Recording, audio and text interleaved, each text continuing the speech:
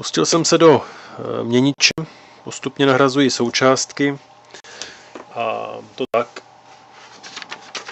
abych dosáhl zapojení podle ISU 6, protože v ISU 3 je na této pozici D11, dioda stejně jako tady, kondenzátor stejně jako tady, to je fajn, ale tady je rezistor, tady je zenerová dioda, anodou sem, katodou na ground. Tady je další usměrňovací dioda, katodou sem, anodou sem. A tady, kde je lepší dát zenerovou diodu, tak tady je v ISU 3 kondenzátor. Takže celá tato část se dá zpřeházet, dá se osadit trochu lépe a není potřeba na desce provádět žádné úpravy, jenom dát součástky na správná místa.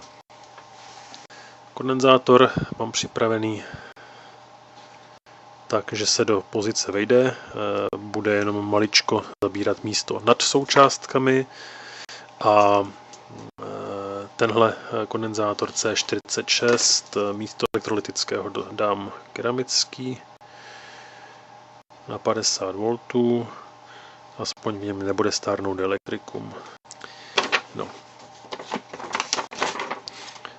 R61 jsem zkontroloval, R58 zkontroloval, R60, C43 zkontroloval, tohle je taky v pořádku, tenhle kondenzátor je potřeba ještě osadit a to je v podstatě vše, pak už zbývají vyřešit jen tyhle dva tranzistory. Tak, odsávadlo kouře. Kondenzátor musí být plusem na ground, protože je to filtrační kondenzátor na záporné napětí.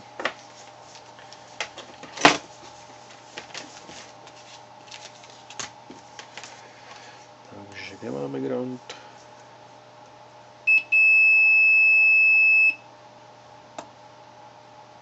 Vpravo.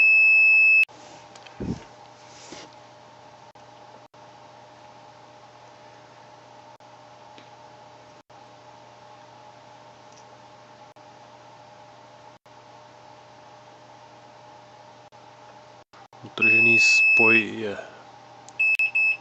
prochází tady skrz a pak pokračuje. Jo, to je ten kondenzátor C74. Skutečně vede od tranzistoru TR5.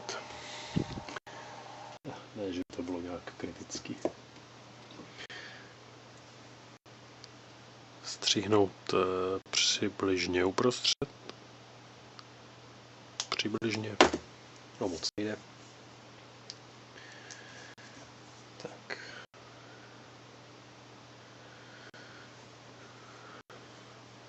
Navlíknout. Protože opět příliš dlouhé otizolované nohy, žádná nepájivá maska, ideální kombinace k tomu, aby se něco velmi ošklivě zkratovalo.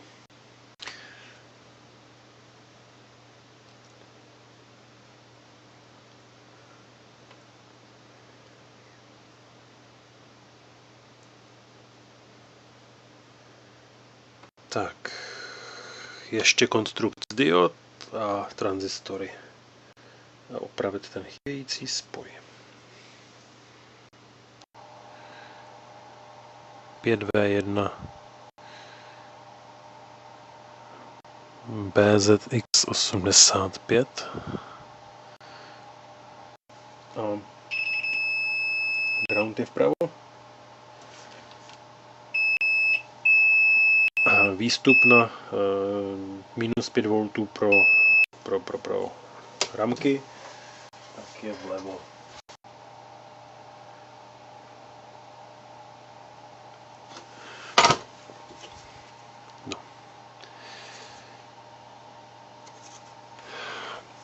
Taky jedna z těch součástek, co má nožičky z kvalitní čínské mědi. Tak dokonalé mědi, že se přimagnetí i k reproduktoru. Tak, 22 mikro. 22 mikro plusem do dírky. Takže skrz kondenzátor z tranzistoru, skrz katodu záporný na ground, skrz anodu kladný na 12V rozvod na desce a pak přes 15 ohmů do LM1889. Tohle je možná příliš dlouhé. V gumáku je potřeba dávat pozor, protože není moc prostoru mezi deskou a plastem. Nikde se nic nekvrdlá.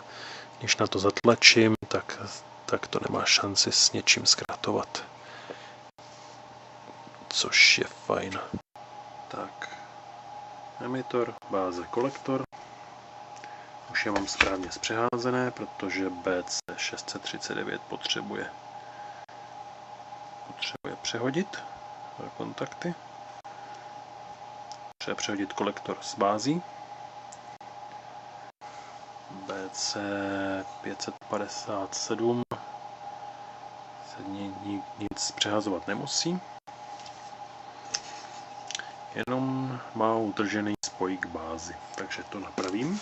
Tady by měla být báze a tu je potřeba propojit tady s tím signálem, tady s tím spojem, který kousek chybí. Dole by mělo být plus 5V,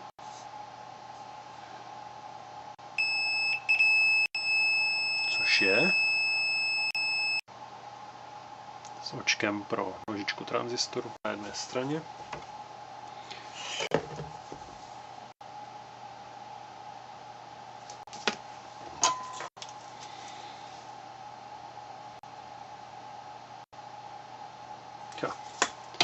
Proto chtít někým lehonce přidržet. Kaptonová páska je teď nedosažitelnou. Prostě je v jiné krabičce, kam se mi nechce lézt. Takže vystačím s páskou papírovou malířskou. Pro jednorázové přidržení dobrá až.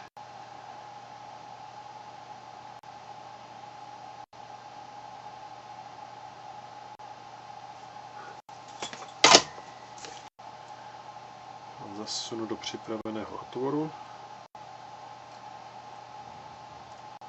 do prokovky, kterou původně spoj procházel dál od tranzistoru pryč.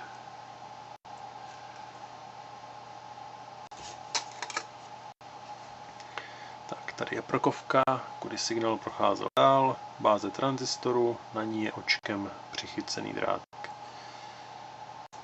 Připojím napájecí zdroj. Tranzistory se fatálně nehřejí. To je dobré znamení. 5V na EPROM máme.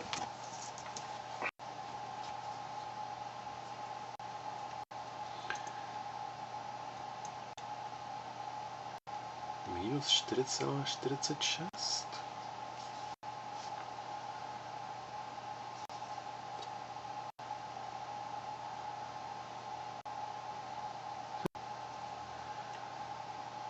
(12,3 V je na 12 V pro RAM. 11,9 V na LM1889. 5 V na TTLkách, to je všechno správně. Ale proč je těch 5 V jenom minus 4,46?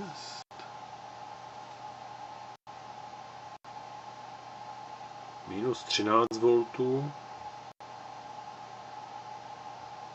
na rezistoru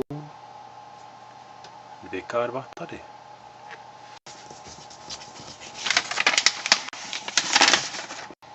tady nám měří minus 13 V. Takže těch minus 5,1 zřejmě buď je někde něčím zatíženo, což se mi nechce věřit, protože jsem to pečlivě propípával, nebo zenerka není 5V1, ale něco jiného.